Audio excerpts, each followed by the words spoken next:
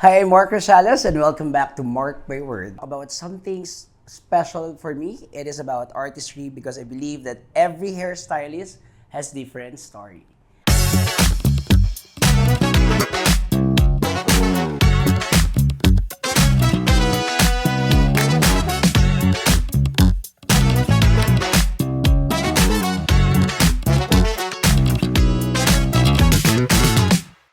Today we'll be joining with the two most reliable hairstylists that I know. Let's all welcome Carla Quiogue and Ledesma. Hello. Hello! Clap, clap. Clap for ourselves. Ayan. Hello. You, Matt, how do you define being a hairstylist? Personally, there's a lot of segments or variations because you can fall under styling hair, shaping. You can fall under somebody who cuts, somebody who colors. So I feel like as hairstylists, it's kind of easy and hard to define which one you are. Because as a hairstylist, you either position yourself as somebody in the industry who does pageants, who does celebrities, or you go to the salon, you focus on color, cutting. So I feel like it's easy to define, at the same time it's hard because while you can do everything, sometimes people are like, why would I get this person?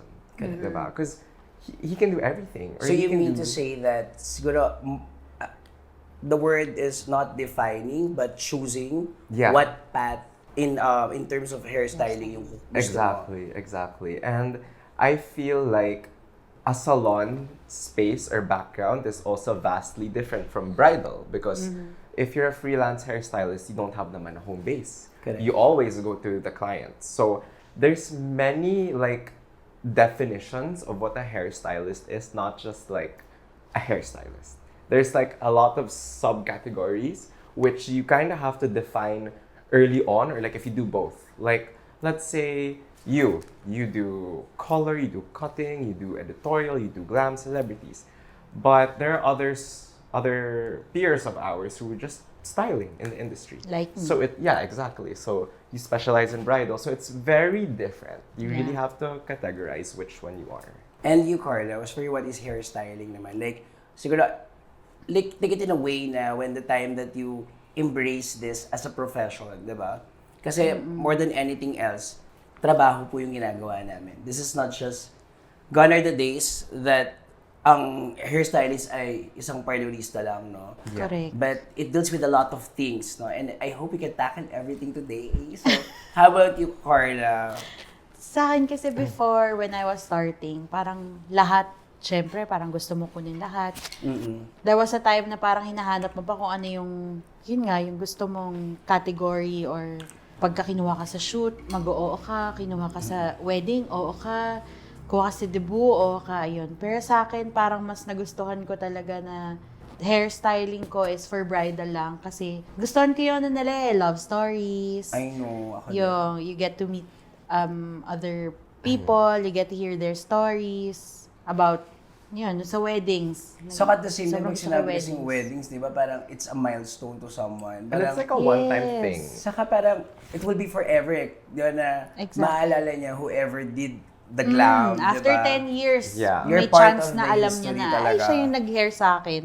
Yun. So since you mentioned lang din kanina about the humble beginnings that you have, that you tend to say yes to editorial shoot and Everything. so what makes you decide na parang, dito ako sa bridal? Hinanap ko yung happiness ko. Oh my God, Parang I love kasi it. doon ko nakita na parang, siguro let's put it this way, pagka umaga, saan ako, nauunahan ko yung alarm ko sa pagising, it's sa weddings yun. So parang kapag may wedding ako, sobrang excited ako, parang gustong-gusto ko ng mag-work. Actually, na nabuntis nga ako. Nabuntis Nabuntis ako noon. Siyempre, nag-stop ako actually 9 months na. Yun ang sakripisyo ng babae Oo, talaga. 9 months na. Tapos, syempre, may maternity leave. Gusto ko nang i-unfollow yung mga wedding suppliers kasi gusto ko na bumalik sa weddings. Parang napo-FOMO ka na Oo, gano'n. nafo-FOMO na ako. Ayun, siya yung naging happiness ko talaga, yung weddings. So, you mean to say that you observe yourself. Yung nangyayari sa'yo, it depends on the bookings that you will get. Yes. That's why you said parang, Oo. sa wedding ako kasi dito ako Doon ako masaya. excited, doon ako masaya. Kasi, di ba, when you're starting kasi, you're very, gusto mo lahat kunin. Di ba? But how about you, Matt? Ganun din ba yung kwento mo? Like, when you're starting talaga, that this is a very good story kasi 1 year eh. Yeah, actually, when I started off prior to going on my own, I wanted to focus on color. And because I was just like, that's what I always saw on TikTok and Instagram. But when I worked under my previous boss and I saw how there's so much room for growth with cutting here. Whenever the common thing kasi is when you go to a salon, it's like, oh my God, I'm so scared to cut my hair. Because a lot of girls are always like, oh my God, my hair is gonna get botched. But I've never experienced that with any of my girls or even guys. Congratulations. Yeah, diba? Because like it's such a good feeling. Totoo. Because they're always like, oh my God, they're always like, I'm so scared. So it's nice that I'm able to boost someone's confidence and make them feel better within the span of an hour or an hour and a half. And that's already from shaping their hair, and and just like after that, what they see is what they get, and seeing that smile, and whether they post or whether they don't, as long as they're happy. And that's really it for me. So hindi ka like yung parang creative sa dapat, hindi niya ako pinost, hindi siya happy. You don't like, di ba may mga ganun kasi na parang, really. hindi niya ako finalo back, so baka he's not happy with my... Not really. I don't really think of anything like that. I don't take things personally. I mean, if they like it, then it will show. And if they don't come back, then maybe they're not meant to be like my client, because it happens. I'm sure even with you, it has happened, and with our other peers, it happens. But my number one takeaway is when I feel their joy and when I'm able to boost someone's confidence, whether that's cutting or styling, then for me, then how do you gauge that joy from your client? Kasi pwede kasi yung subjective, diba? Yeah. So what are yung mga parang nagiging best practices sometimes na recommendation yung client, yes, yung mga ganyan. Exactly that. So like whenever I have a client that books with me like through the salon or through my Instagram, and they were like, oh, you were referred by ... I was like, and then I'm always like, oh my God. Like it kind of like melts your heart, and I'm sure like even as a bridal. Sa iyong mga mata. Yes, it's just like, especially pag parang medyo tita na medyo like, And then, madam. Like when she's like madam, and then when she comes up close, and then she's like, chill, mellow. Ganyan lang siya. Chill siya. And then she's like, I like what you did. And then she said, I'm gonna refer you. And then it happens. Diba? And then it happens, and then you get referred. It's like, it melts my heart. Something like that. Yeah. And diba? you naman, Carla, because you said earlier that it's about you, your own happiness. So how do you gauge naman the happiness of your client? Kasi di ba parang yung ginagawa natin collaboration siya technically, di ba? Well, same. May recommendations din. Kasi kahit naman na weddings lang, meron pang other events sila, like after the wedding, merong maternity, merong birthday. So nabubook ka like yung whole season of their life yes, na. may mga hanggang anak na nila na baptism na birthday na ng anak. Meron siyang from graduation JS tapos prom. wedding na. Diba? Oh, diba? Ang daming milestones. Saka nakakatanda siya, diba? Yung feel ko naman yung akin, but I'm so happy Magbibilang ka na ng years tuloy. Oo, na parang teka lang, diba? Correct. Ayun, sa recommendations lang din. So what if naman, like for example, you don't receive a recommendation? You first. So as sa creative, how do you handle that? Are you the one like parang you're praning ba na parang, oh my God, ano ba to? Or you just let go of it? Hindi ko na sila naiisip. Like, parang after the wedding. Minsan kasi, depende may mga iba't ibang kinds ng clients. Mayroong clients na parang after the wedding, they still communicate with you. Mag-message pa rin sila or mag-reply sila sa stories mo. Meron namang mga clients na after parang wala na, poof na lang sila. Parang it's just like a one time. But yeah, it's okay. I think meron naman kaming sarili-sariling life. Yun, minsan bigla na lang silang, Miss Carla, remember me, you did my hair for my wedding, ganyan. Tapos, yun na, meron na naman silang milestone. Nakakatuwa lang na meron na you are part return clients. And you, Matt, are you attached with your client ba?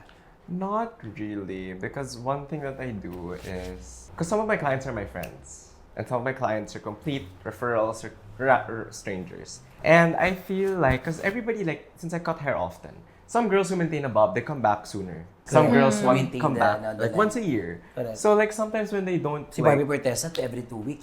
Talaga? Oo, sipag. So every time like they don't make paramdam or like, or when they don't come back. Or sometimes they just message me, they're like, oh my God, I need to fix my hair because I went to somebody else. Like, I don't take it personally. Because at the end of the day, I feel like even in other industries, it happens. And I feel that for me now, I've learned to take it less to heart because at the start when I was new, obviously you kind of take it to heart because you're like, I don't What know did I do anyone. wrong? Or like, I don't know anyone yet, Yeah. diba? But now, since I've been doing it for like more than a year, it's come to a point where I'm like, I'm calmer. You know, I I know love the it. clients will still come. And it's nothing personal. Ikaw, about you? Oh, yeah, we Parang can- after the masterclass, after I joined an education nga, like bridal hairstyling, Yeah. that's when I became confident with my work. Sobrang naging confident ako doon na, dati kasi parang bago ako pumunta sa client, kiisip muna ako na parang, hala, ano ba gagawin ko? The night before, nag-YouTube ako, ano gagawin kong hairstyle, ganyan. Yun, after the, But I guess it's normal din naman na parang you want to be prepared going to, diba, to work. to work. But you, since na-mention mo yung masterclass, diba, do you believe ba in certificate or diplomas as a creative? Like, is it necessary for you to be called as a legit hairstylist or is it more on your skills talaga? Personally, it helps. I feel like it's a bonus. I mean, sorry for the term, but you know how some Filipinos think. They're just like, you studied abroad, you come back, they're like, oh my God, who's this? Right? It helps. A lot. One thing I realized is since I came in the industry with a salon background, I learned that the styling with editorial, with brands, with glam celebrities, it's very different. The pace is very different. You're in the chair, you're behind the makeup artist, you're there, you're styling for 2 hours, you're not yet done, compared to a salon. You're done with a blowout after 30 minutes. It's very different. So for me, one thing that I really realized is also, even if certificates, it helps. It helps processing with visas, obviously, with going abroad. It's also the experience you gain. Like, yes. on the spot, at moments when you're just like, I don't know what to do. But you have to improvise. So, Troubleshoot. yeah, exactly. So, I believe that it's really experience. It's working with other people who think and create in different ways. Because we all specialize in something. But at the same time, I also believe that certificates, workshops, they also help as like a tool to, to further credentials. For credentials. Yes. About you? Sa akin, learning kasi, you never stop learning. Yes, kasama yung experiences kasi doon din ako nag-start talaga for about 7 years. I was self-taught.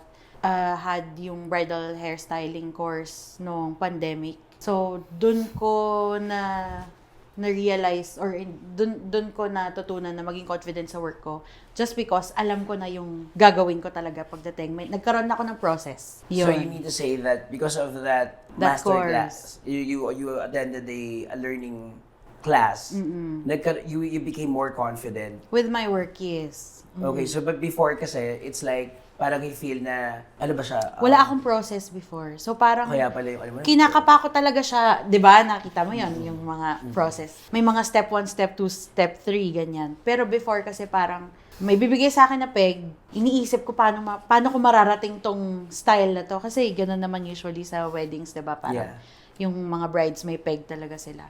So, hindi ko talaga maisip before na paano ako makakarating dito sa style na to. But, yeah, after the course, mas naging, talaga ako, confident ako na, alam ko na kung paano ko gagawin to. How do you visualize that peg? Are you more very technical or I let my eyes be it when the time that I have to stop or add, ganyan? I feel like with styling, since you can play around more with products, you can achieve something like that precise or something very similar. Because with styling, it's all about shaping movement and this and that. So I feel like I always do my best to achieve it. But I feel like the part sometimes that gets hard is because every girl's hair is different. Correct. So I feel like that's when the dilemma of styling comes in. And at the same time, because for you to understand the different type of hair is, you need that learning from maybe self-taught or diba? Experience. Yes. So, for you naman as a bride, what are the factors that kailangan ko muna itong malaman, yung proseso mo now, since that you said that you're more confident with this process, before you create your masterpiece? Like, for example, a bond, ganyan. Yun, dahil mayroon na akong process, nagde-depend na lang siya kung makapal yung hair niya, kasi yung look na mayroon akong signature na yung bun. Yeah. So, para mapunta ko doon, dahil alam ko na nga yung process, iniba-iba ko na lang siya dahil kapag makapal yung buhok niya, meron So akong it's not gagawin. more on the texture, but you are more on yung thickness ng kanyang buhok. Yes, kasi yung look, nakuha ko na yun eh. So parang, dahil yun na yung lagi kong ginagawa, or yun na yung signature ko kasi talaga. So alam ko na talaga kung paano siya gagawin. Depende na nga lang yan sa thickness ng hair. So may mga techniques, yun na lang, techniques na gagamitin para makuha mo yung desired look. Na look ng kliyente. For dry cutting, what is your signature cut? I personally do everything, but What's I your really, favorite na lang? My favorite is long flowy layers. Ay, para magpapagupit ako. Ay, may galing dyan. I personally, I mean, I can do pixie cuts, I can do mullets, I can do men's cut, I can do bobs, long bobs. So you don't like parang, you don't have any particular style as long that you want me to cut your hair, I'll cut your hair. I really love long flowy layers. Face framing, it goes from here all the way down. Because when you do a blowout na grabing bale, ay, Ganda. it's so Yan. flowy, diba? And like what happened to Bretman, di ba? Nagaganyan-ganyan lang. Exactly. Correct. But of course, there's a lot of factors with that, the people trying to achieve that look. Pero, Yeah. since you have a go-to or you have a favorite, pag gumagawa ka ng iba, you don't appreciate it, na parang, hindi ka nagagandahan dun sa hindi mo go-to na look. Yeah, I'm definitely like that. Because when I style hair, I like doing it a certain way. Because I like fresh hair. Like, alam mo yung, when you do waves, relax. I don't really like yung parang Goldilocks. But sometimes you have to do that for the photo shoot. But normally, If the peg is that's the requirement. one thing that I realized is I always ask them, what do you do? What's your lifestyle? What's your work? Yeah. I love Can you keep up with bangs? Correct. Can you keep up with cutting your hair every 3 months? Can you come back to the salon every time? Like, is it doable for you? Because you might want this hair look, but that's from Pinterest and it looks that good. That is a good point. And styled. Yes, Correct. it's And styled. styled. So I always ask them, even if they want something, I'm very honest, very transparent. And I'm always like, I mean, the probing kasi, it's very important for you to set the expectation also of your client. exactly. That's a very good habit because not everyone, number one, texture are not the same. Gusto ko yung part na when you said that, what do you do? Diba? Your lifestyle. What's your diba? lifestyle? Like, kung mag-gym ka every day, if you go running, full bangs ka, tapos kulot pa, kaya mo ba? Wag na. Wag na lang. Or siguro bibigyan kita ng longer bangs from here. Correct. Something you can... Like you talk. Talk. ganyan. You can talk. So you're more collaborative naman. I'm very collaborative with all of my clients. Because Ganda at nun. the end of the day, I don't want them to have to be like messaging me biglang, oh my God, ang hirap is Bakit ganito? Bakit ganito? Bakit di mo ko in-inform na high maintenance pala siya? I feel like that's very important rin. Pero I feel like pagdating naman sa styling, you really have to manage your expectation. I mean, really do what they want. Kasi ganun yung peg eh. But at the same time, you also have to set the expectation because in styling, di ba, like for example, curls. Di ba, there are some factors para mag-lose yung curls. Di ba, like environmental factors and all. Parang kumapit rin because of the weather. Hawak siya ng hawak sa buhok niya. They set that expectation also after like doing a styling or like a bride or a client. Yes. Kailangan. With styling, yeah. Is there a point na parang nakulitan yung kliyente na parang, okay na yan, ganyan.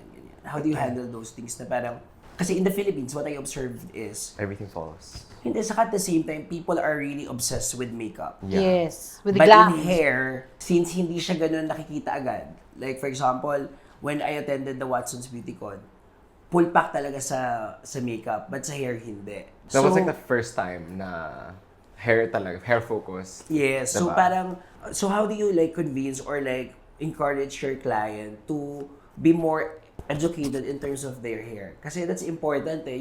For me kasi the hair care will only start after your service, di ba? Yeah, That's the yeah. real, yung pinaka-end result nun eh.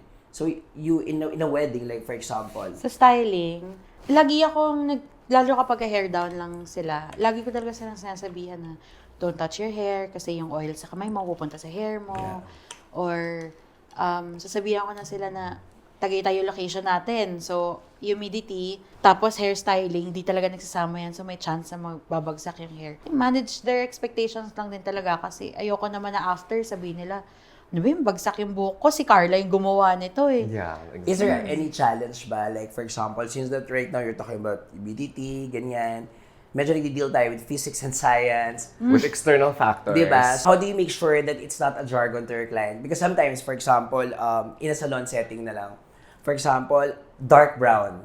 dark brown is 3-0 in coloring. So people think, when they say dark brown, ang lalabas sa buhok nila is brown lang. But when they apply na the 3-0, the dark brown, black talaga yung reflect. And you nun. can't really explain that to them kasi ano ba malay nila dyan, di ba? Diba? So, is there any chance ba that you had like parang challenge to explain the looks na gusto niya, but ang gusto niya is to have a long-lasting hairstyle? Madalas yan sa mga tita. So, how do you Sa amin, handle that? hindi long lasting eh. Meron akong tita na nagpakita sa akin ng peg, gusto ko ng ganyan. So, ginawa ko yung hairstyle. Parang curl lang naman yun. Sabi niya, hindi ganyan. Kasi ito, tignan mo yung sa kanya hanggang dito. Bakit yung akin hanggang dito lang? Tita, yung buhok mo hanggang dito lang. So, pinulot natin, medyo tumaas. Siguro lang, communication lang din talaga eh. I feel like prior. Because I always say things prior. Like, with you will not get styling. offended naman with that, like with that Ano? kwento na parang there is another hairstylist that itin gawin mo, no? Ganyan. Feel ko nga, honestly, I feel that clients appreciate it more. I have some clients who have straight up told me that, they don't talk to me. They don't ask me if I'm okay with this, if I'm okay with that. They just go straight into it.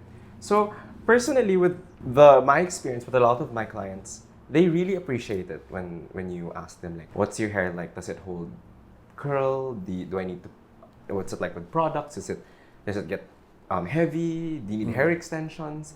And it's also nice to strike a conversation kasi it makes them feel also that you're not just doing their hair for the sake of it, but you're And also... they're taken care of. Oh yeah, diba? that they're taking care. That's exactly the term. That they're taking care of. I keep on telling you diba, that you will be the future of this industry because I see that na, well, you're not the only, no? So you're also doing dry cutting, diba?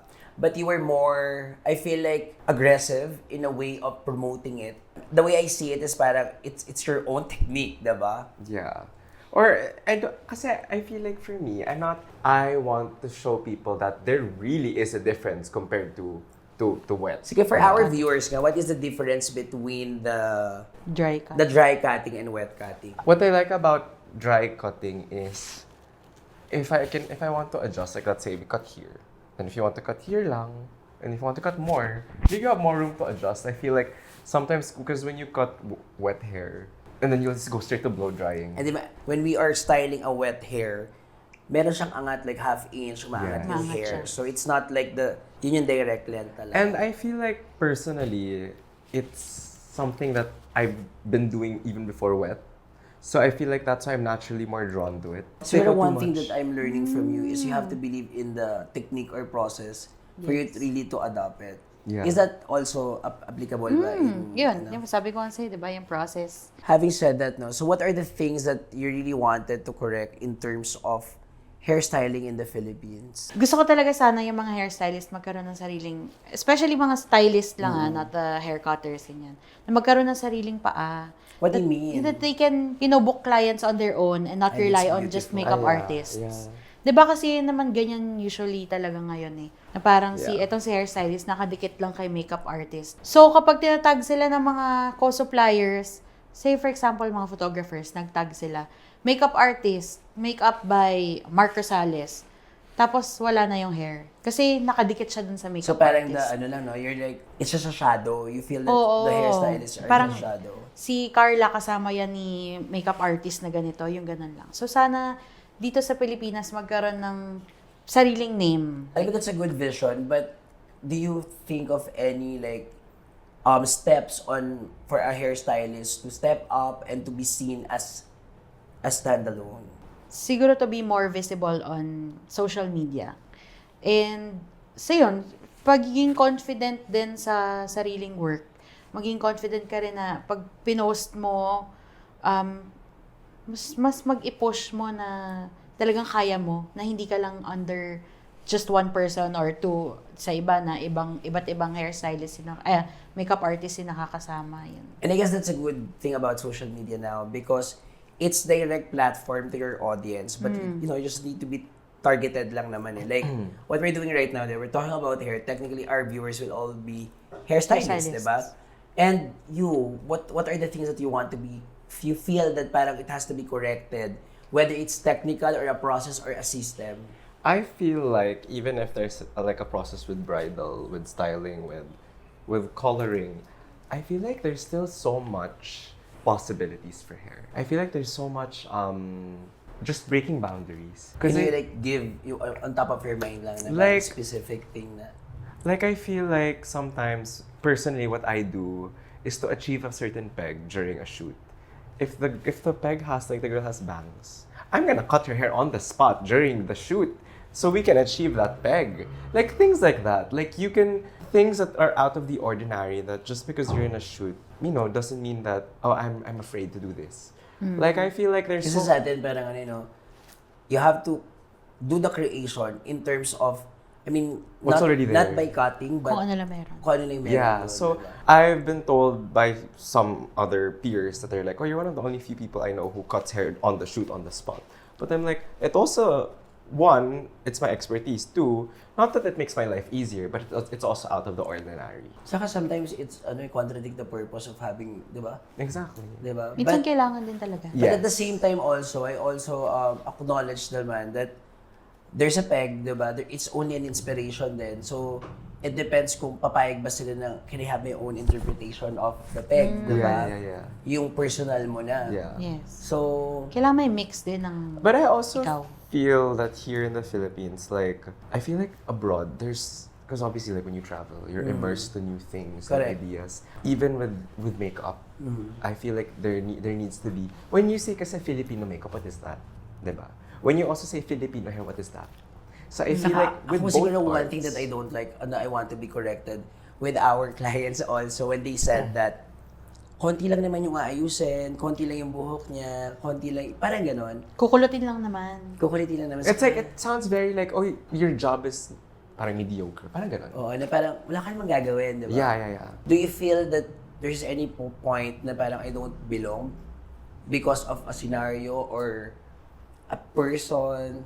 I would say obviously, like, if you're more established, brands would get you. But I feel like there is a bit of a divide that, like, I forgot who mentioned, but there was this one event where our peers were like, why are we here? Because this event is meant for salon hairstylists. Oh, interesting. Yeah, so Okay. I was like, oh, maybe it's because they also want to share you to be part of this milestone. Because we're part naman of their hairstylists and their PR list, diba? But do you feel that this industry is an inclusive industry of embracing one another talaga? I feel like, in a sense, yes, and in a sense, no. Sige, let's start with the positive one. Yes. I feel like yes, because like what I said, you have colorists, you have bridal, you have... So there's room for everyone. Because you can... There's so much space. There's so correct? much space, and you can, categorize where you are, like what I said earlier. But I feel like no at the same time, because you kind of have to put out certain work first before you're actually like, oh, okay, Noticed. so yeah. Which is, I'm sure we've all been there. Up until Yes. this moment, Yes, diba? Yes. definitely, yeah. Ikaw, do you have experience na I've had- parang you don't belong, ganyan? I've had clients na sa isang makeup artist, she asked who the hairstylist would be. And sinabi ngang ako. She looked at my work, ganyan. Kasi gusto naman daw niya yung work ko. But, because I don't have the following, meron siyang gustong other hairstylist. Because yung following ng isang hairstylist na yun is malaki. And he Yung also trust does... because of the following. Oo, no? and ginagawa niya mga celebrities. Kasi I don't usually do celebrities, not much. Nawala yung confidence niya sa akin just because You wala get akong the following followers. or yung Instagram ko is puro basically parang Regular. normal people, regular people. But dahil hindi available yung gusto niya hairstylist, ako yung naging hairstylist niya. Turns Parang out, spare ka. no, so parang nung time na yon na inaayusan ko siya parang ayaw ako nitong taong to eh. Ayaw, hindi wala siyang tiwala sa So, akin. how do you Pero handle what I that? did, I still did her hair. I still did what she wants, ganyan. And, alam mo yung ending, prenup kasi yun eh. Kinukulit niya ako up until the day before her wedding. Kinantihan mo, hindi ka Napumunta ako ng Cebu para gawin lang yung wedding niya. Eh, hindi ako available. So, parang for me, that moment, parang, ayaw mo ako nung una, di ba?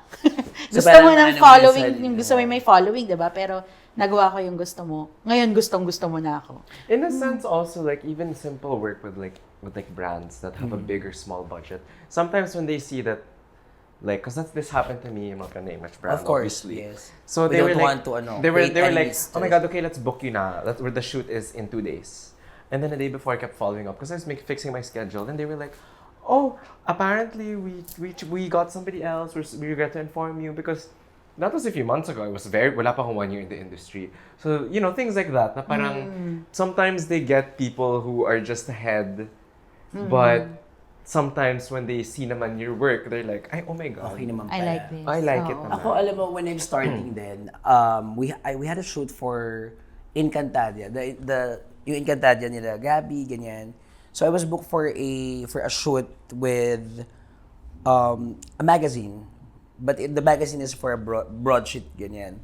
So we were there na, as in, call time and all. And then we feel that there's a commotion that no one is giving us the peg. So nag-start sila Antea, ganyan. So parang kami, ano nangyayari? Bakit kaya hindi pa tayo nag-start? And then they said na parang, can we just give you a different shoot? Because we don't want to compromise the main cover because hindi pa namin kayo nakakatrabaho. So it's really, di ba, if you take it like personally that time, it's parang nakakapang di ba? Parang, Nandun ka Very na. disheartening. disheartening, and at the same time parang it's not makatao for me, di ba? The way I handled it, hindi ako nag-dwell with that. No, I have to pack my things, I have to pack my things at iligpit yung gamit ko in front of my And medyo parang, oh my God, nakakahiya. Cool. my fellow Na wala ka creatives. pang ginagawa. Di ba? Na, nandito siya, pinauwi siya. Di ba? And I said lang na parang I will continue learning more. I will continue to be more seen. Kasi, ang hirap yung parang ano ba yung una mong susundin? Is it your own principle as an artist or the system that is already there for you to be seen? Ikaw, ano yung, kasi you're Gen Z di ba, technically? So, you are more, I guess, kayo yung medyo mas vocal in Or terms mas of fearless. So, how do you handle that, like, yung mga ganung bagay? Well, personally, that has happened to me now. But, when you're new in the industry, you always have to plant good seeds everywhere. So, even until now, I'm still very polite. Pero I think you're naturally polite. I'm Sa totoo naturally- lang. Yeah, I'm naturally... Kasi if not, you're not. Hindi, totoo, di ba? I'm naturally polite and pero when I get annoyed and I'm just like parang this person's like crossing the boundaries, I won't say anything but I'll remember. Me also. I'm like that din. Na Kasi parang- you know how everything is easily twistable in the industry and outside of the industry. So for me it's like okay. Ganyan, Actually, the ganyan pala industry siya. itself is very naman inclusive and welcoming. Yeah. So, there are some forces lang. Ikaw, Yeah. do you have any experience with your fellow creatives that try to make you feel that na I'm better, that I have a better stature in terms of my Na other career? hairstylists? Wala naman. Wala naman. Mababait Yeah, naman ng mga wala hairstylist dito. Parang so far everybody like when I met you in Tresemme and when I met like my other peers like si Mama Lord, si Junie, everybody feels very collaborative. Which is dapat. Which is diba? how it should be. And that's how I appreciate Tresemme in terms of yung ginagawa nating collective, yung group, di ba? Na it's not just salon, di ba you mentioned that kanina, na parang there is some people think that it's supposed to be a salon event. But for Yeah. me, whether it's a salon or a styling or like whatever you do, as long that you hold the hair, you fix the hair, you have a platform doing it, you love what you do, you're an artist. Yeah. Diba? And tsaka yun nga, like, you're there to collaborate. I mean, And ako diba? siguro what I don't appreciate because I had like one experience also that I was booked for a shoot then. This is just recently lang after, parang 10 years of my life doing things, improving yourself all over again. It's a magazine shoot. So, I'm the book hairstylist. So, there was an iconic hairstylist arrived, but just a friend for a model. And then, when he arrives, the beauty editor said to me, oh, you have to switch food court because he's senior. And then I was like, okay po, I can eat Jollibee. I don't mind naman. Parang ganon. And at the same time, so parang that time, I don't take it personally kasi it's just food, di ba? I can eat naman anything. Hello. But the moment that the tenured hairstylist overstepped to my work, that's the time that I stood my principle in a way, kasi kanina dapat, when you're starting, you have to be good to anyone, di ba? Yeah. But there will be a certain point that may boundary talaga yung being good na you have to, mamili ka na yung respeto mo sa sarili mo. Actually, medyo dumating na rin ako dun. Talaga? Hindi naman sa like rude, like parang another hairstylist. Pero like, I would say siguro probably work with a brand.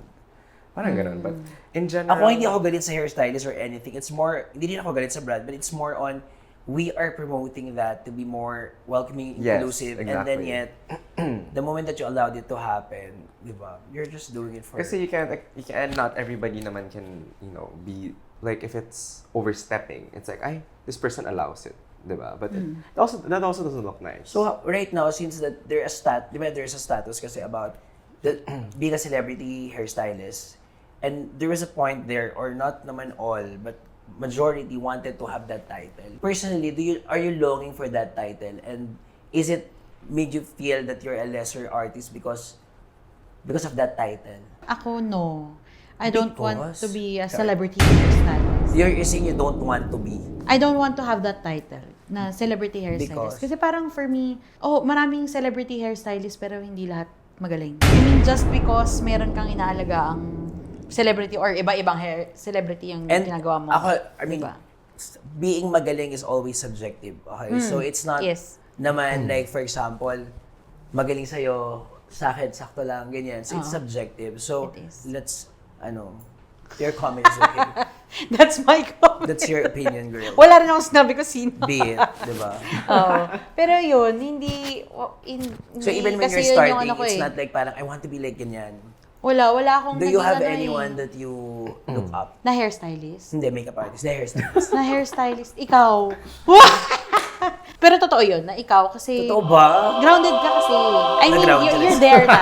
I mean, it's Mark Rosales na yun. Nandiyan na si Mark Rosales. Pero sobrang dali mo kausap. Yung mga ganun, ayoko ng mga hairstylist. Pagka mga nakakilala ko na hairstylist na Hindi parang... ko po binayaran yan. Hindi makausap or nagkasabay kami sa isang event pero hindi man lang makapag-smile, ganyan. So, how about you, Matt? I mean, are you longing for that title? I wouldn't say the term is longing. I feel like when you get there, you get there. And there are some people nga, they want to be a celebrity hairstylist. There are some that they just like low-key. I feel like early on in your career, because if you want to be that, you'll work towards that. And at the same time, you are not the one who will initiate to have that title. Exactly. Alam mo yun, yung parang bigla na lang ibibigay sa'yo. Yeah. Ako, I'm not yet closing the doors for Carla then sooner or later. You'll never know naman you have like a royal wedding, di ba? You'll never know. There are some people who really attend brand events. There are really people who other than hair, they capitalize on other things to get to that status. So I also believe that it's intentional to get there. Na parang you really work towards it to get to that status. Yes. Because some people do, diba? Some people I work hard for it. I really wanted to have that title at start. Because my blueprint, si Lord talaga at start. But in a certain point, na parang, ito na pala yun. Parang, ito na pala siya. So what's next for me? Actually, I have something to share. Go ahead. When I first heard of Mark Salon, I was in college. Totoo ba? I was in high school going to college. I was first year. Nag-school ka ba? Kailan? Joke lang. Wait, kailan to? Kailangan na natatakot. Bago mag-pandemic. Bago mag-pandemic. First year college ako. Kakatapos ko na mag-gap year. Kasi, sabi ko, and then during that time, I was scrolling through Instagram. I was like, I would see Lord Ramos, Suyan Salazar, Paul Nebres, Mark Anthony Rosales. Kayo, and then sabi ko, alam mo, one day, I wanna work with them, collaborate, be friends with them. Tsaka, when I first heard of you before, tapos nung na-meet kita sa Tresemme, sabi ko, shit, I love how ang warm niya. Kahit yung mga Lord. Diba? Oo, tapos Tribute pala sa akin ng mga hindi ko in-expect na, kasi at that time in my career, ilan months pa lang ako, 6 months pa lang ako. Tapos sabi ko, I didn't expect I would have peers who would, support and hindi nag-gatekeep. Tsaka, before, I remember during pandemic, I would look at Instagram. It was my dream to work in a high-end salon in BGC. Now, I have clients there. And thanks to Junie Serra. Diba? At saka even if it's just slowly pa lang, parang looking back na parang, I'm here, I'm in this podcast also. Oh my God. Diba? Saka I keep on saying this talaga. Like the moment that we were in Watson's event talaga, na sinabi ko nga sa kanya na yung branding mo that you can represent a brand and a hairstylist at the same time. So, limited lang kasi yun. Because it's by choice siya ginagawa. By choice. So ako, at the time that parang sabi ko, ito na pala yung celebrity hair stylist, sabi ko, I want to be an expert. That's the time that I embrace it, that I deal with different, So parang feeling ko that's your career.